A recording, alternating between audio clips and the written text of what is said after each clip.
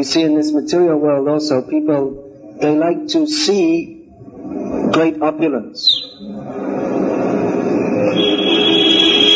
I don't know in this country. In this country also, mostly Westerners, I think, visit that island palace. Off Udaipur, there's one island palace. They visit the Taj Mahal, and they like to see these opulent buildings. And in the Western countries, they'll visit the Buckingham Palace, Windsor Castle. Have you heard of all these things? So many tourists go. England's not the ruler of the world anymore, but they still have all these old monuments that they still get enough money to eat their bread and butter, because people come from all over the world to see their Windsor Castle. And people go to America in America they see the Statue of Liberty and the World Trade Center. Oh, whoops, it's not there anymore. Now they have to see the Empire State Building. They can go and look. So people like to see something opulent, how wonderful it is. And they'll look and see that, you see they even have gold taps in the bathroom. And they're thinking, you see, if I have a gold ring on my finger, I'm looking so, how nice my gold ring. But in their bathroom, which they're using, it means they're passing stool, which is, they have gold on the taps, and so it means they're so opulent, highly opulent. So Narad Muni has also come to see the opulence of Krishna, and Krishna's Dwaraka fort is far more opulent than Windsor Castle or Taj Mahal or any of these things put together. That's described. Everything is made with pearls and jewels and gems, silk canopies and beautiful bedsteads and all these things. So that's nice. But actually Narad Muni wasn't so much interested in seeing this opulence, but rather the opulence of the Lord manifested in His wonderful potencies. How He is simultaneously performing different pastimes in different palaces with different queens and with different devotees. Here in this palace, we see that Uddhava is present with Krishna. He was playing dice with his wife and with Uddhava, who's his cousin and very intimate family friend.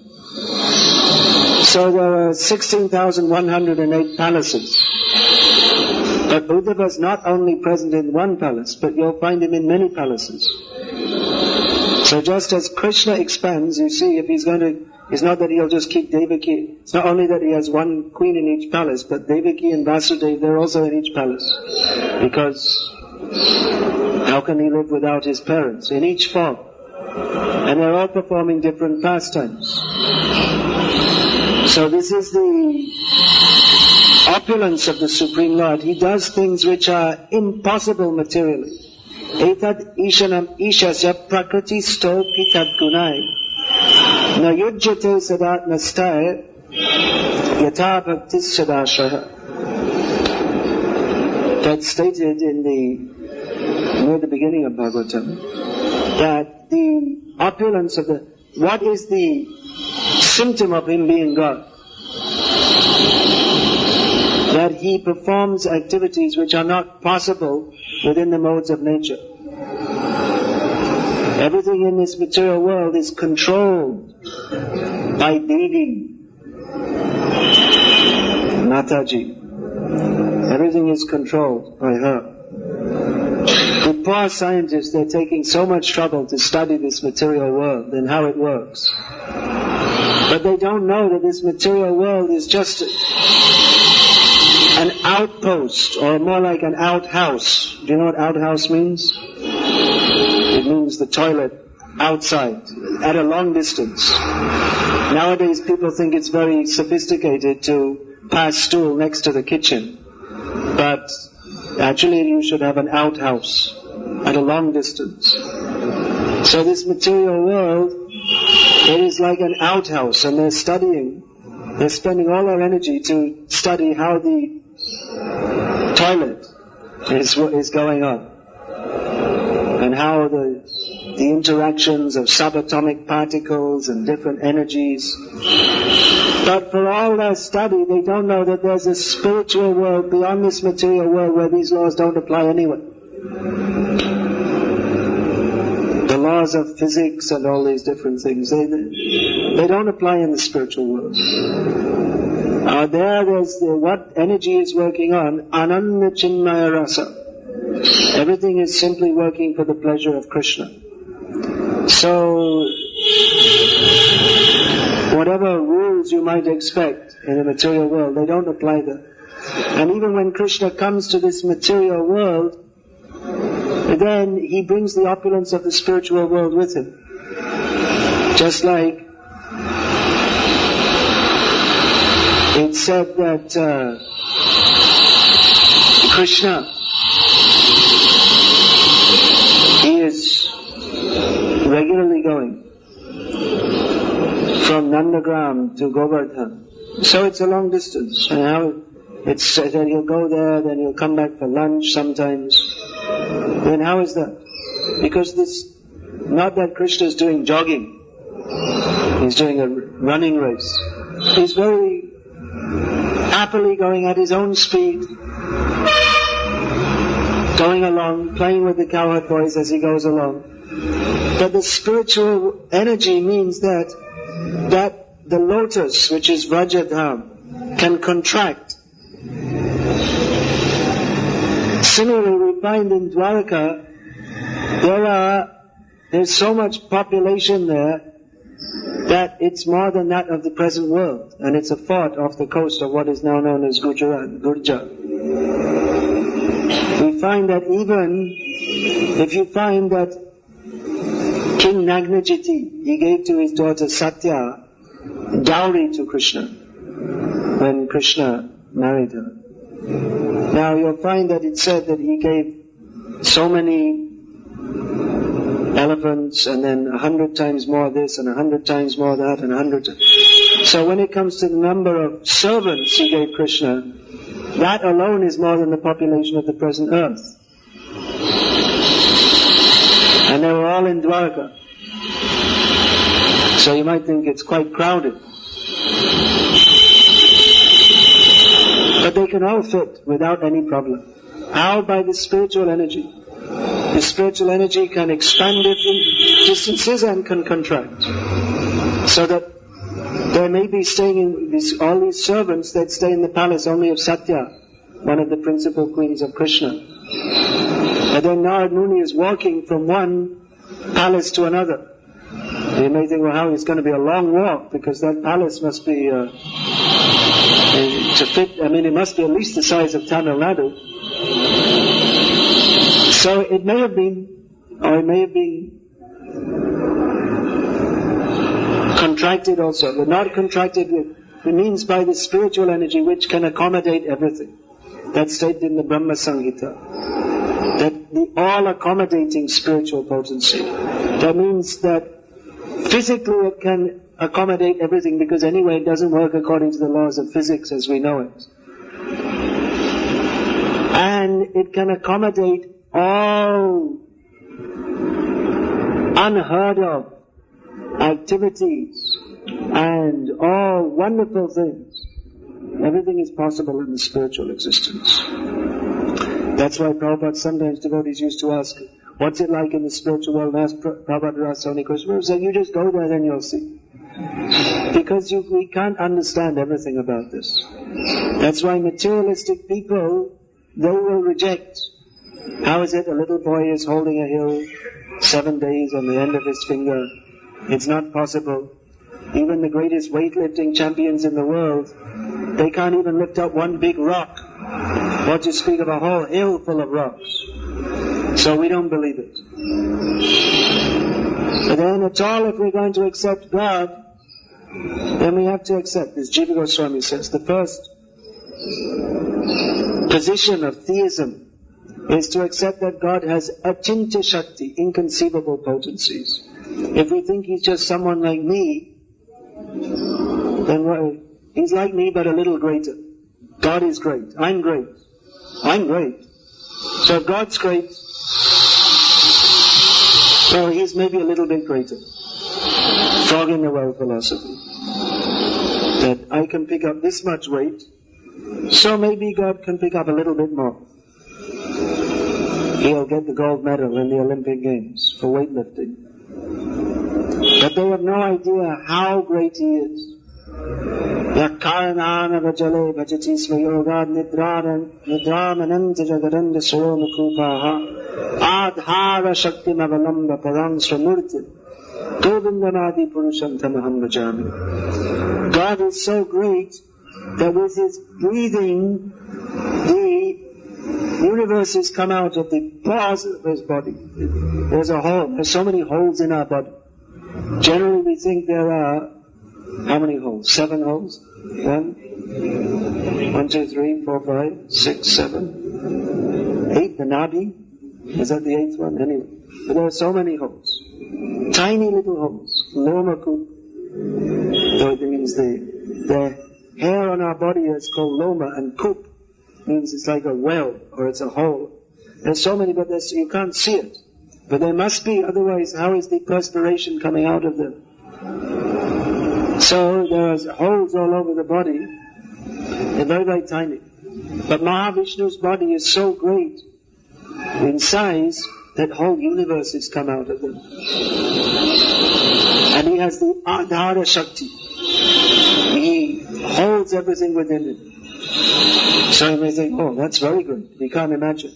But even greater than Mahavishnu is Krishna, who's non-different. Mahavishnu is non-different.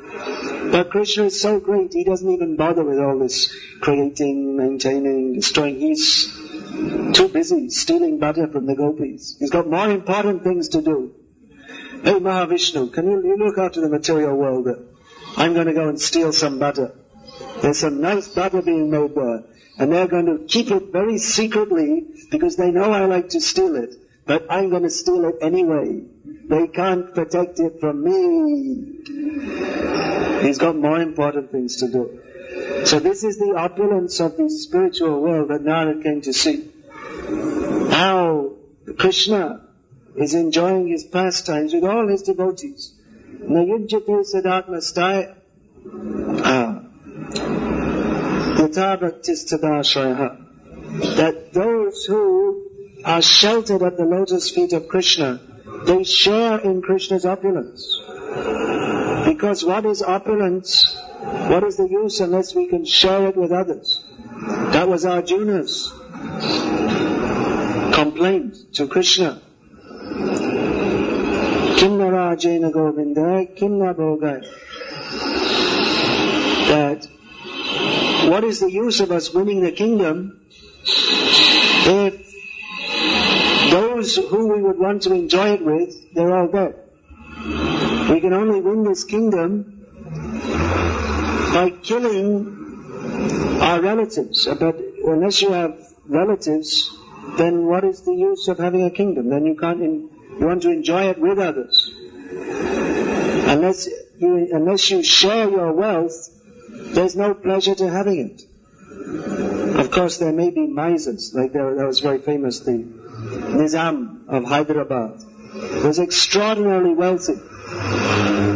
He had rooms full of jewels, but he was such a miser. He didn't like to spend anything. He was a completely miserable person.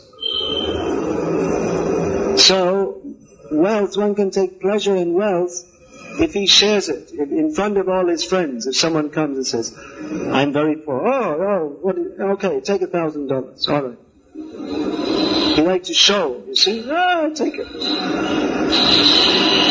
He likes to show how wealthy he is.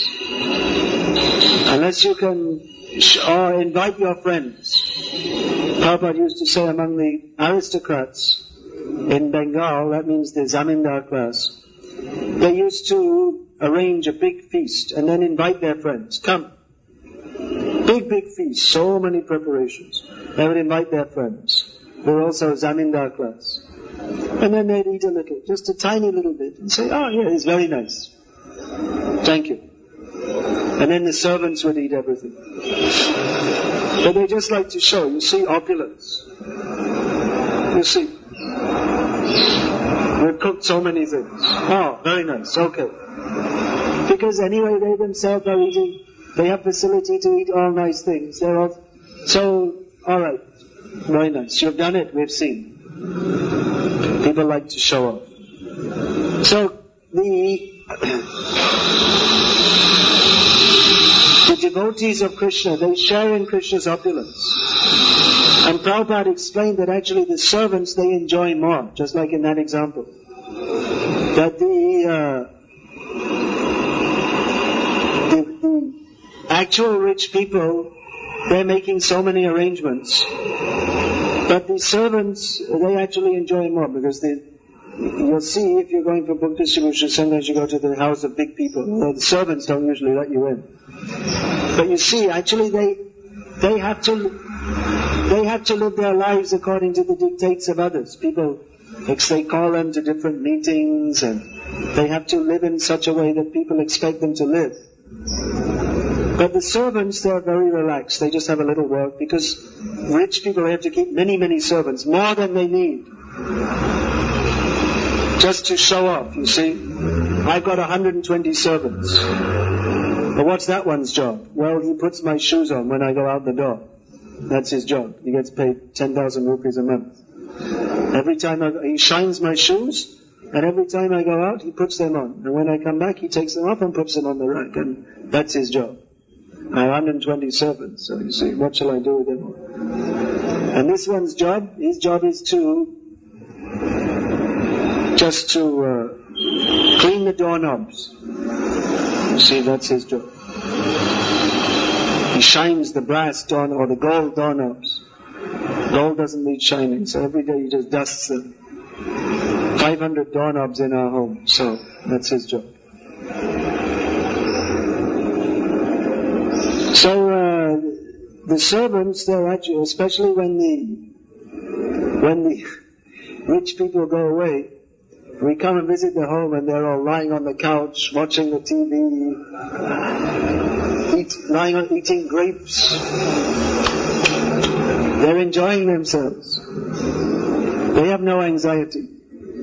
The people who are the bosses, the actual owners, they have to think how to maintain, how to pay all the different taxes and run their business. But the servants, they just do a little work and they're enjoying. So actually Krishna, he's not like a material boss. He doesn't have such anxiety.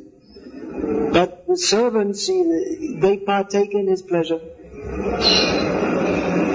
So Krishna expands himself in so many forms because he has so many devotees. So he doesn't want to be very distant from all of them. So he expands himself in many forms so that they can all enjoy. So they can all enjoy. But then he has to have his best friends with him. So in every palace there'll be Devaki, Vasudeva, Ugrasena, Uddhava, all the principal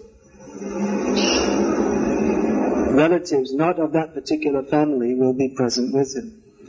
So these are some of the opulences that Narad was seeing. Of course, Narad knew this. He knows everything about Krishna. Just like that's described in Bhagavatam. On the day when Krishna had killed Vyomasura, then Narad came to Krishna. He killed the Vyomasura in the morning, and Narad came to Krishna in the afternoon and was narrating his pastimes to him. It's that in the future I will see how you will go, Akrura will take you to Mathura and you will kill the washerman and the elephant Kuvalavapira, and you will kill Kamsa, and you will erect the Dwarka fort, and you will kidnap Rukmini and marry her. I will see all this in future. So he knew what Krishna's pastimes are. But still, He is astonished to see it, because that is the nature of Krishna's pastimes. They are unlimitedly wonderful. And even though a devotee has tremendous appreciation of Krishna's pastimes, but still he feels that I'm only appreciating it to a tiny extent, because Krishna's pastimes are unlimited. And as a limited jiva, how much can we appreciate? That Krishnadas Kaviraj Goswami described that I'm writing this Chaitanya Charitamrita. I'm simply describing the main sequence of Chaitanya Mahaprabhu's pastimes. But actually, that every moment that Chaitanya Mahaprabhu was in this world for 48 years, and every moment of his pastimes, even Ananta Shesh, who has got 1,000 hoods, even one moment he cannot properly describe, because at every moment he performed such wonderful pastimes. That means that every moment he's doing something, and he's with his devotees, and devotees are relishing, and he's also relishing what are Chaitanya Mahaprabhu's thoughts, how he's appreciating within his mind the unlimited pastimes of Radha and Krishna. And different devotees of Chaitanya Mahaprabhu are appreciating at different levels according to their own realization and according to their bhakti. But actually the internal relishing what Chaitanya Mahaprabhu was doing, actually only Swarup Damodar Goswami could understand that, who was just so close to Chaitanya Mahaprabhu. He's just like the other, he's like another form of Chaitanya Mahaprabhu. His mind was completely one with that of Lord Chaitanya. So Swarup Damodar Goswami, he understood the internal feelings of Chaitanya Mahaprabhu, but he didn't reveal it to anyone. Simply he wrote in his diary. And then later, on the basis of that, Chaitanya Charitamrita was written.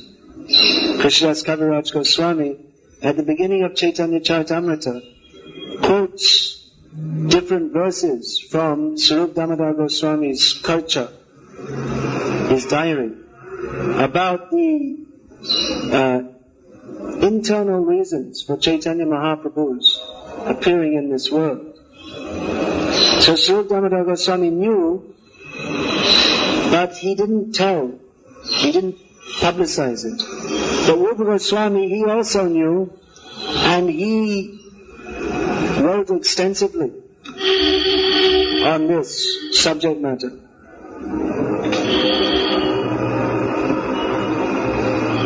So that can now be relished by the devotees.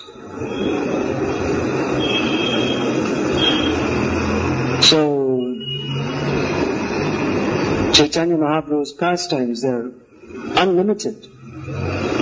And Krishnadas Kaviraj Goswami, the author of Chaitanya Charitamrita, writes that I'm just like a chatak, a little bird, standing at the edge of a huge ocean, an unlimited ocean of Chaitanya Mahaprabhu's pastimes, and I'm taking a few drops, and this is Chaitanya Charitamrita, which that stated that even one drop of Chaitanya Mahaprabhu's pastimes, it's enough to drown the entire world in ecstasy. And we can see Chaitanya Charitamrita, he's describing these are only a few drops from the unlimited ocean of Chaitanya Mahaprabhu's pastimes. And that unlimited ocean is always increasing. So even if you take a drop, that ocean is still increasing. So this is a drop, but that's the point, that a drop of that ocean is the same in quality with the total quantity of the ocean. So Chaitanya Mahaprabhu's pastimes, they are unlimited But by studying Chaitanya Charitamrita, we can enter into the quality of those unlimited pastimes. All the ecstasy of Chaitanya Mahaprabhu is encapsulated in Chaitanya Charitamrita. So Krishna's Kaviraj Goswami says, I'm only just like a little bird taking drops, but there's a vast ocean. And I can just catch a little, but even that's enough to drown the whole world. So in the same way, Narad Muni is going to the different palaces of Krishna, and he's seen this before. He knows that there are different palaces, there are different pastimes going on, but still he's astonished. Still he's enthralled to see Krishna's wonderful pastimes. Now you may say, well, Krishna's playing dice. Well, I can do that too. Krishna's arranging for his daughters to get married. Well, ordinary people do that too. Krishna's consulting with his ministers, headed by Uddhava, over political strategy. Well, that goes on in this material world also. So we may think then, what is the difference between Krishna's activities and those of an ordinary person? Well, that one difference is there, that Krishna, he's doing this in 16,108 forms. That's one difference. But so there's a difference in quantity. But also there's a difference in quality, because everything Krishna does is of the nature of Ananda Chinnaya Rasa. Everything is of the nature of spiritual bliss. We can read the newspaper, we read, someone has stolen some money. Thieves, dacoits stopped a bus and robbed everyone on the bus. And we read it. Not very interesting. Imagine if you had to read it all the time. The same newspaper article. Here's a newspaper article, 10 lines, from the Times of India, or the Hindu, Madras edition, 22nd of December 2001.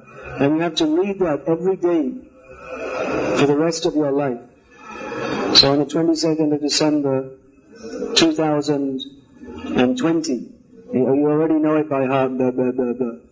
A gang of dacoits stopped a bus on the Mandalam to Pondi Road last night at about 11:30 and robbed the passengers of their valuables and belongings.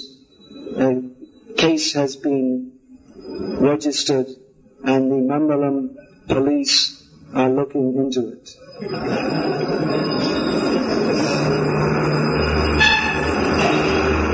It's boring even the first time you read it. What to speak of if you have to read it every day of your life. But if we hear Krishna is robbing butter, which is not, butter, it's not as expensive as the gold chains they may be stealing. We like to hear it. Why is that? We hear it again and again. Krishna is dancing with the gopis. No? So many people dance. So what? But we like to hear again and again. Because it's of a different nature. This material world is simply the perverted reflection of the spiritual world, in which everything here is asat, achit, nirananda. From the very beginning, adyanta, what is that?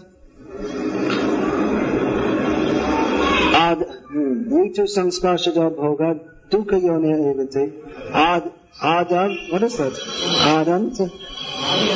Adyanta.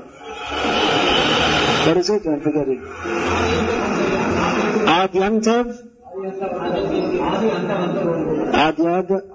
Adyantav. Then there's one more word.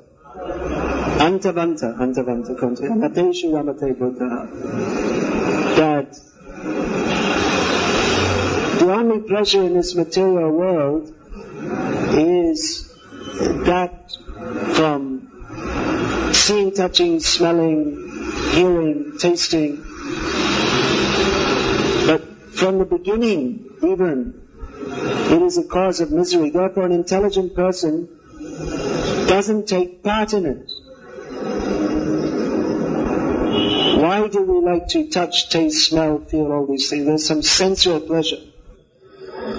But above and beyond that is rasa, which in this material world also there's rasa.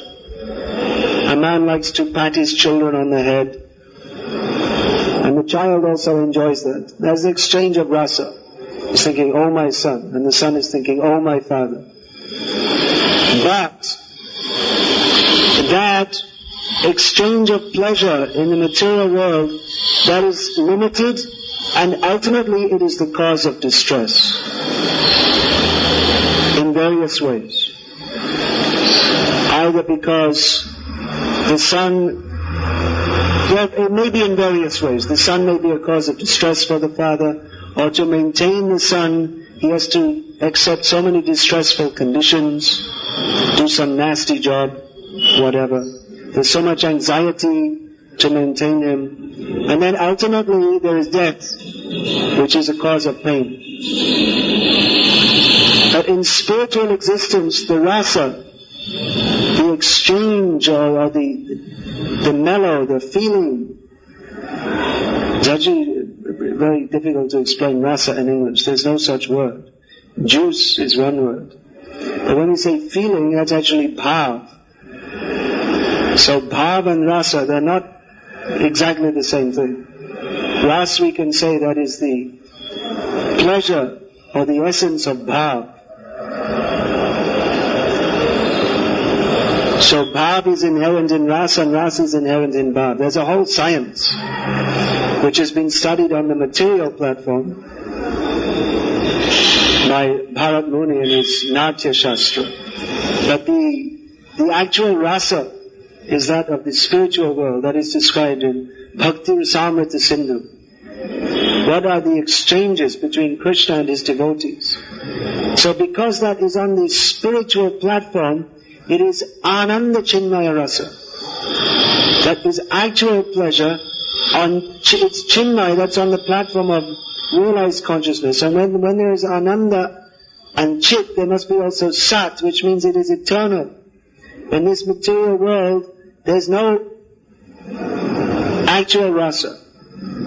Because that which is actual rasa, that means it's undying.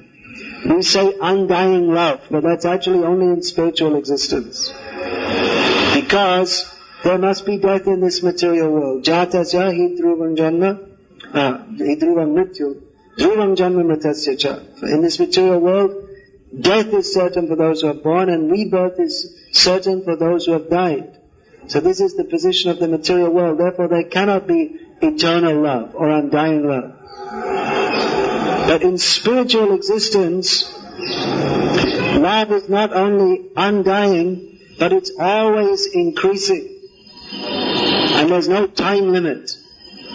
It's increasing, and you may think that mundane poets write poems that my love for you is increasing every day. Well, even if it does, which doesn't happen in the material world, there's some phantasmagoria when someone falls in love, but after some time they wake up and think, oh, actually it's not so wonderful. But in spiritual existence, the loving feelings simply go on increasing, and there is no bar to that. There is no obstruction. We see that sometimes Krishna behaves apparently very badly with his devotees. It's very difficult to understand. Why should Krishna leave the rasa dance when all the gopis had come to him? This is the culmination of all their loving desires. And Krishna called them with his flute. And they came. Of course, he didn't directly call, come here. But they understood the message of the flute. Now Krishna is calling us. And then they came and he said, oh, what are you doing here? It's not good for young girls to be in the forest at night, away from your home. You should go home. And he said, no. But you only called us. So then they were enjoying. So first he disappointed them, then he danced with them, then again he went away. So why should he do that? Why should he apparently leave Vrindavan? Now, these things are very difficult to understand. But one thing we can understand is that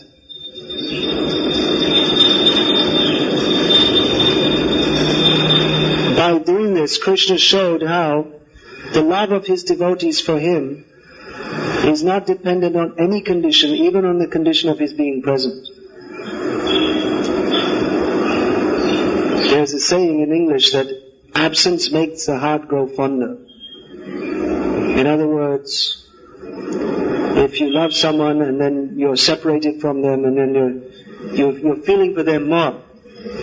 But in material life, if you may have a good friend and then you're away from him, still you feel very strongly.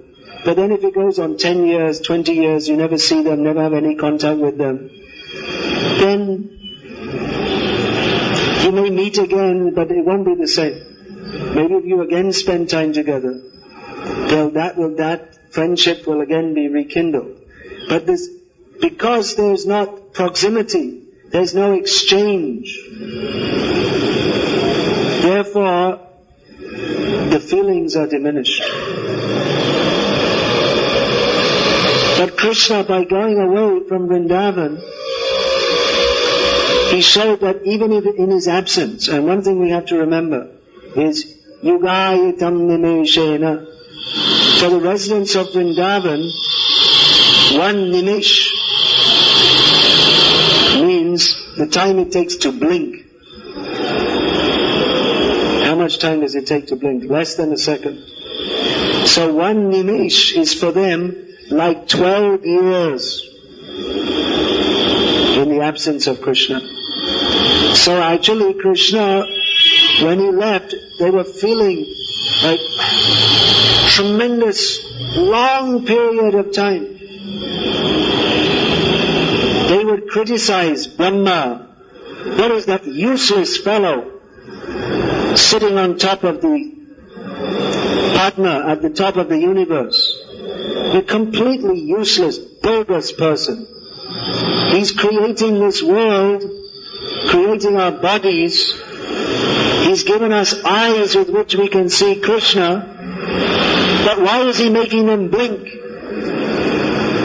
Because during the time of blinking we can't see Krishna.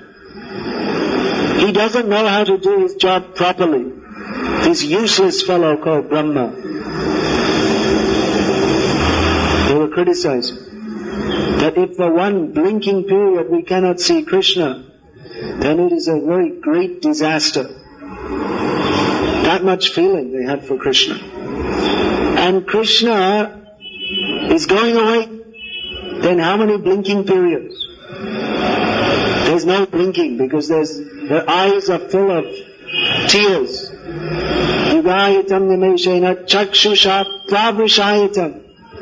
Their eyes, it's not just one or two drops, but just like tremendous rain is coming from their eyes. And actually that was there with Chaitanya Mahaprabhu. That when he was dancing at Rath Yatra, then tears would come from his eyes like from a jalayantra, from a syringe, not exactly a syringe, this big thing they have for squirting water. They'd use for the Holi festival, for squirting water. Tears were coming out in great force. His eyes, it was like So much water. People were getting soaked wet from the rain coming from his eyes. So you can't blink when there's so much water coming from your eyes. So there was so much suffering. So you'd think that, well, after some time they could be alright. Now, somehow you adjust. Just like someone's father dies, and then, they're very sorry. But after some time you adjust and you go on with life. What to do? You can't lament forever. But for the Brajvasis, they were simply lamenting, and their lamenting was increasing more and more. And they couldn't forget Krishna.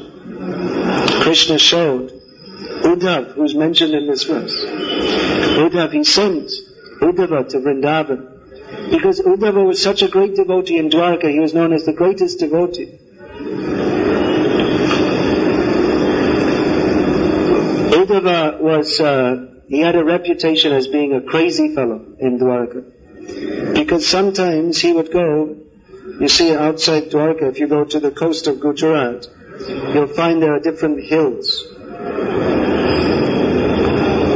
Inland a little bit. So Uddhava would sometimes go to the top of the hills, and during the monsoon season, he would be talking to the clouds, thinking that this is Krishna, because he saw the same color.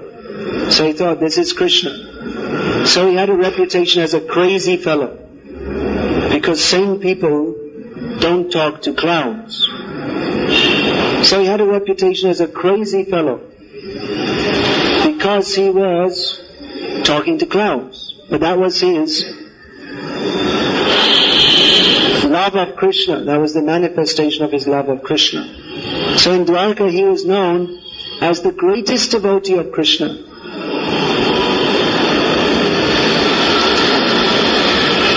He had that good reputation. So he was thinking like that yes, well, I'm a devotee, and among the Yadu dynasty, he was known as great devotee. So Krishna sent Uddhava to Vrindavan.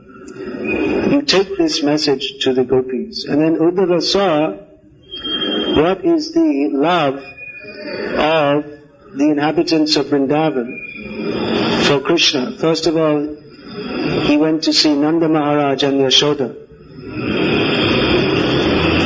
And they were both more crazy than him in love of Krishna. Yashoda was, even though Krishna had been away for so much time, she was still lamenting as if her son had just died. Like she was going on lamenting and chastising Nanda Maharaj. But why did you allow Krishna to go away? Why were you fooled by that Akrura? Why did you believe him? You spoiled everything. Now all the inhabitants of Vrindavan are simply lamenting. And Nanda Maharaj would chastise, why are you chastising me, you crazy woman? Don't you see? Krishna is here. Because Nanda Maharaj was seeing Krishna. Don't you see? He's still taking the cows out.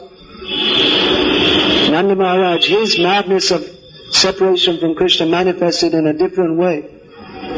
That he saw, he was so much used every day that Krishna would take out the cows every day. So after Krishna left, Nanda Maharaj saw that anyway, because he couldn't imagine that Krishna wouldn't be taking the cows out. For him it was impossible. No one could imagine. So mostly they saw Shanyayatam Jagat Sarvam. Mostly the Vrajavasis saw that the whole world is empty. Why is it empty? There's Vrindavan is there, Govardhan is there, Yamuna is there, the forests are there, the cows are there, everything is there. But Krishna isn't there. So everything is empty and everything is useless. Because everything in Vrindavan is simply meant for the pleasure of Krishna. Krishna is the center. Without Krishna, what is the meaning? It's all completely meaningless and empty. But Nanda Maharaj, he saw it differently. He didn't see that Krishna, he kept on seeing Krishna. So Uddhava saw this, and then he saw the gopis, and especially Radharani, talking in various manners of a completely, apparently insane person in her separation from Krishna. And then Uddhava could understand that I was thinking I'm a very great devotee, but Krishna has kindly sent me to Vrindavan on the pretext of delivering this message to the gopis, to the inhabitants of Vrindavan. But actually, I can understand that he sent me here to learn what is bhakti. I thought I knew what is bhakti. But now I can understand that actually I don't know anything. I have to learn everything. So actually he was thinking that I can learn about bhakti from the residents of Vrindavan, but I'm in a very difficult situation because I've been sent here as a guru to give them a message. To give the message that Krishna had given, and I have to explain that to the gopis, that you see, Krishna is always present everywhere, and even if you think he's absent, he'll be coming soon. I have to explain all this philosophy. So he came as a guru, and even from the external point of view, or the social point of view, he's an exalted member of the Yadu dynasty, Kshatriya, below Vaishyas, and he's a Kshatriya, a highly aristocratic person. He's come as their guru, as a respectable person to them. But he's thinking, actually, I have to learn everything from them.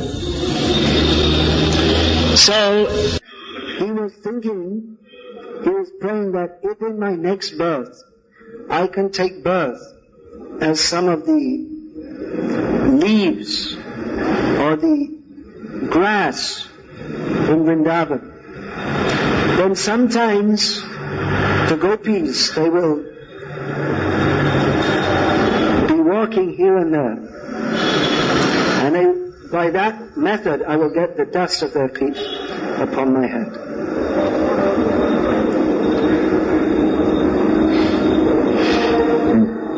So Narad Muni, he was going to the palace of Krishna in Dwarka and seeing the opulence of Krishna. But he wasn't just looking at that's a very nice bed you've got, very nice jewels. But he was seeing how Krishna is showing and enjoying his pastimes with his devotees. Hare Krishna. Srimad Bhagavatam ki jai. Srila Prabhupada ki jai. Is there any question? So, reading from the Nectar of Book Distribution. Preaching well distributed, Rohini Sutta Das. These books are all powerful, none different from Krishna. We should have full confidence in their power. Srila Prabhupada's books can change the world and the consciousness of people. What we say, our preaching, should inspire people to take and read the books. That is our duty. What's the use of preaching for a long time if in the end they say, thank you, that was interesting, but I don't want the books, maybe another time. I want to meditate on what you said. I like speaking more than reading. I like personal contact. Books I don't like. They say this many times. A devotee should never make this compromise of just speaking. Our goal is to make them take the books and associate with Srila Prabhupada directly. That makes the change. If they don't take the book, they're not serious and they will forget everything. They've cheated you and wasted your time. Many people are good at asking a lot of questions and appearing interested, but they simply don't dare to say no right away. When you realize this at the end, you become frustrated because you are thinking you had met an interested person. Therefore, our approach in the beginning is always short and direct. Present the books in a nice way. Then you will immediately understand how interested they really are. When they have bought the book and given a donation, then you can preach a little more and explain how to read the books. Now they are purified, and maybe they will become so inspired that they take even more. And when they get home, they feel they had a nice experience meeting you. They never forget that impression, even if many years pass. The devotees are inspired because of the power of Lord Chaitanya and the mission and blessings of the spiritual master. Because of this enthusiasm, people become inspired and enlivened. But as soon as you go away, they forget everything. Maya offers them sense gratification, and they forget whatever you told them. But if they have the books as a souvenir, they always remember the situation and their encounter with a devotee, then one day Krishna from within their heart gives them inspiration.